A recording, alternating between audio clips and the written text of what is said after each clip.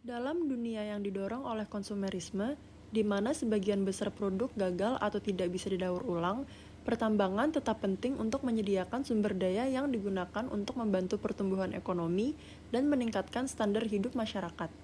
Akan tetapi, hal ini menyebabkan penggalian yang semakin besar dalam masalah lingkungan dan keberlanjutan.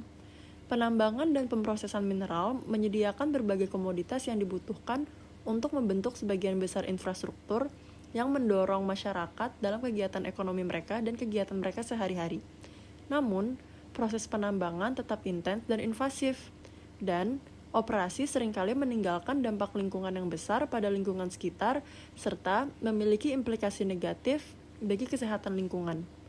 Sustainability seringkali dianggap hitam putih atau sangat bertolak belakang dengan industri ekstraktif.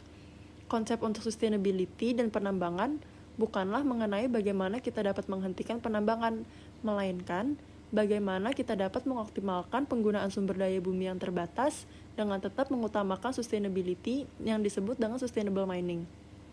Sustainable mining adalah minimalisasi dampak negatif lingkungan, sosial, dan ekonomi yang terkait dengan kegiatan penambangan agar tidak mengganggu atau membatasi kebutuhan generasi mendatang.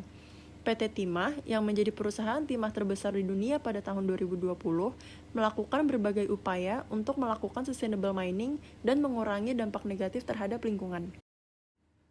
Berdasarkan grafik total penggunaan energi, dapat dilihat bahwa total penggunaan energi PT Timah mengalami penurunan di tahun 2020. Hal tersebut terjadi karena adanya pandemi COVID-19 yang menyebabkan rantai perdagangan global mengalami pelambatan.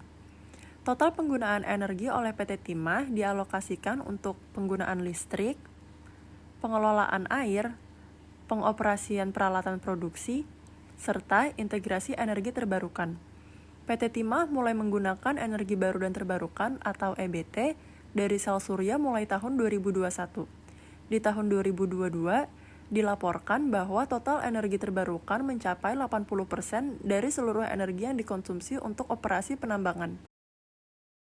Dari grafik total emission, dapat dilihat bahwa total emisi PT Timah mencapai titik terendah di tahun 2018. Hal ini dapat tercapai karena di tahun 2018, PT Timah melakukan penggantian alat penerangan dengan lampu LED, mengganti AC non-inverter dengan AC inverter, mengganti monitor komputer CRT menjadi LCD, penggantian kendaraan operasional perusahaan, dan program hemat energi mematikan listrik pada saat kantor tidak beroperasi. Seluruh inisiatif tersebut berhasil mengurangi total emisi yang dihasilkan PT Timah sebesar 65.000 ton. PT Timah berhasil mendapatkan operating revenue tertinggi di tahun 2019.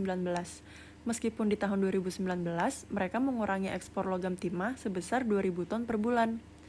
Di tahun 2019, PT Timah menambahkan fasilitas pengasapan ke dalam operasinya yang memungkinkan pemulihan lebih dari 2.000 ton timah yang sebelumnya dinyatakan hilang. Hal tersebut tentunya akan meningkatkan revenue PT Timah karena penambahan hasil produksi. Kemudian di tahun 2020, PT Timah berhasil menjadi perusahaan pertambangan timah terbesar di dunia yang sebelumnya diduduki oleh Yunantin, sebuah perusahaan timah asal Cina.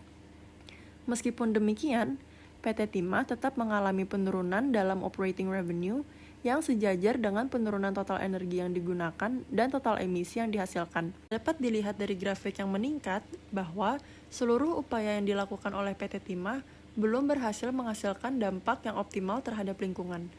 Meskipun PT Timah berhasil menjadi perusahaan pertambangan timah terbesar di dunia, PT Timah masih harus menemukan cara baru untuk memaksimalisasi upaya mereka terhadap sustainability, menggunakan cara-cara sustainable mining yang dapat direalisasikan oleh PT Timah.